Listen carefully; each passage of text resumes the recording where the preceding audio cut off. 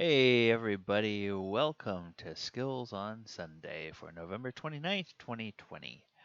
I am your host, DM Gallibond.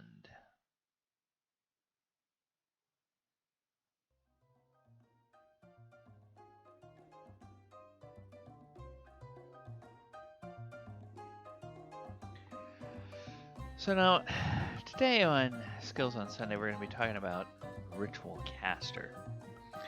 Ritual Caster is one of those things that's a little bit misunderstood, and it's relatively new in D&D, but there's some really important differences from the way rituals were first introduced as a type of spell in 4th edition D&D and the way the ritual caster feat works in 5th edition.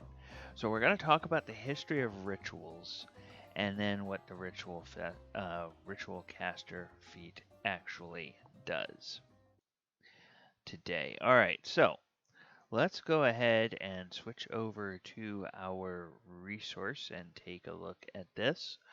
As I mentioned, rituals first came in as a spell, a class of spell, in D&D 4th edition. And I think this was because there was a lot of things that were happening in home games, and DMs were trying to figure out ways around some limitations. You know, the spellcasters, ever since the beginning of time, they've had a certain number of spell slots, and they have to memorize spells and they have to cast them from memory. But if you're thinking about things that happen during downtime, things that happen when you're not in combat, things that either happen while you're at the camp for the night and there's nothing going on, or while you're not adventuring and you're back at whatever your character is considered their home base, there's times when a spellcasting character might want to cast spells as part of a process. Either they're making a magic item or they are doing magical research or whatever. And there was kind of this issue of, well, do they really have to spend the time to memorize the spell, then use the spell? Well, what if the thing doesn't work? Well, then they have to wait till the next day, memorize it again, and do this. So they wanted to come up with something where they said, all right, we're going to change the way this works. And so in 4th edition, they brought into the game the concept of the ritual. Now, rituals in 4E were not the same spells that you would cast in combat or in a, um, using the uh, at will or encounter power or daily power. They were a whole separate group of spells that had to go into something called a ritual book. And you buy ritual books or find them as treasure. Some classes give you free access to a number of rituals. Uh, Wizards have their spells and their rituals in the spell book. And the ritual book is 50 gold. A ritual book is 128 pages long. Each ritual takes as many pages to describe as its level, yada, yada, yada. And you can create a ritual book by copying a new one, and then the you can also find a scroll, a ritual scroll. So a ritual scroll has the ritual inscribed upon it, and the difference between the book and the scroll is that with the book, you write it into the book once and it's always there. You perform the ritual as many times as you want to and it just stays in there. Ritual scroll is a ritual inscribed on the scroll, and when you perform the ritual off the scroll crumbles to dust, just like any other spell scroll would. Um, and then performing a ritual, you have to spend a certain amount of time and a certain amount of resources or gold that are all specified within each ritual. And then there's, you know, rules for assisting in a ritual and all this other kind of fun stuff and whatnot. So that's how they did fourth edition. And in fourth edition, they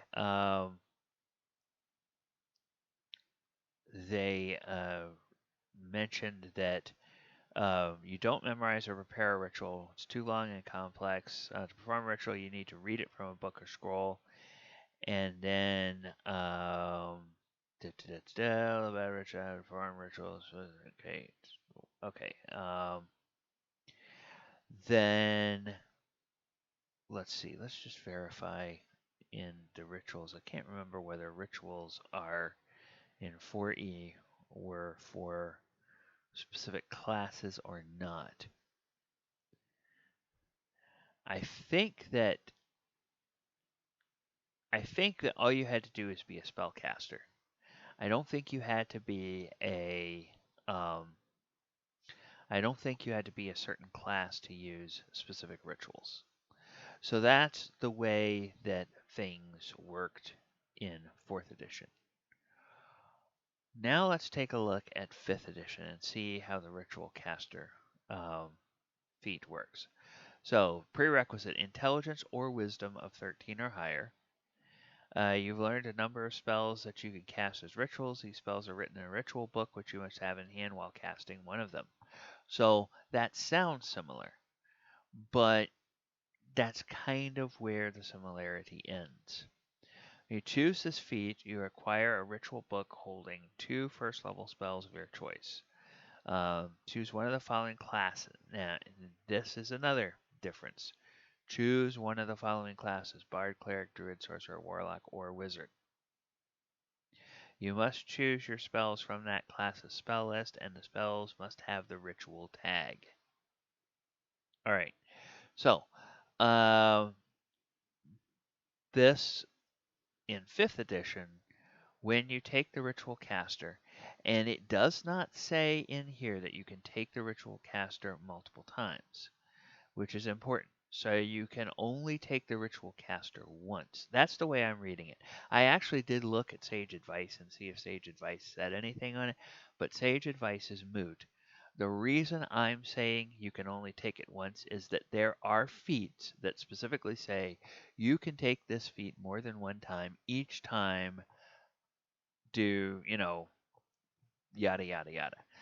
This feat does not say you can take it multiple times each time, yada, yada, yada.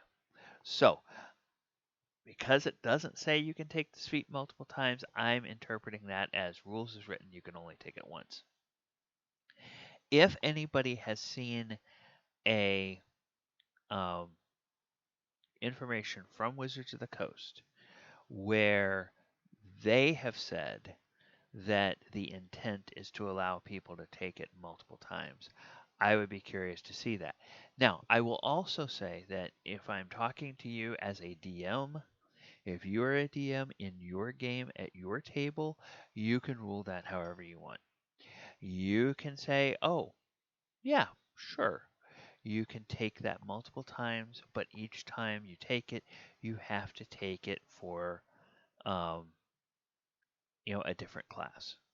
So, if you had somebody that wanted to just um, be like a, you know, it would be like the person who sets up a magic shop, basically.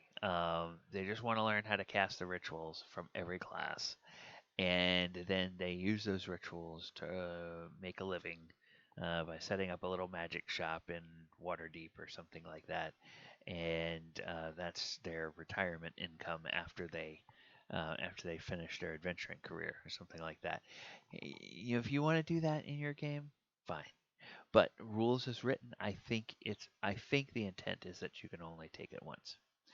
So, you have to choose the spells from the class list, and the spells you choose must have the ritual tag. Class you choose also determines your spellcasting ability for these spells. So even though you have to have intelligence or wisdom of 13 or higher for this feat, um, if you are taking bard, sorcerer, or warlock spells, you have to have a high charisma. Well, you don't have to have a high charisma, but your charisma score um, eh, determines the spell save DC.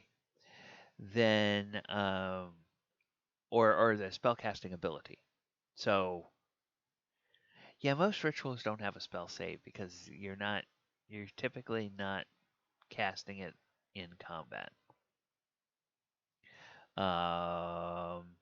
But you know, charisma still determines your ability to do bard spells. Wisdom determines your ability to do cleric and druid spells. Intelligence determines your ability to do wizard spells. Okay. Now, if you come across a spell in written form such as magical spell scroll or a wizard spell book, you might be able to add it to your ritual book. Spell must be on the spell list for the class you chose. Spell's level can be no higher than half your level rounded up, and it must have the ritual tag.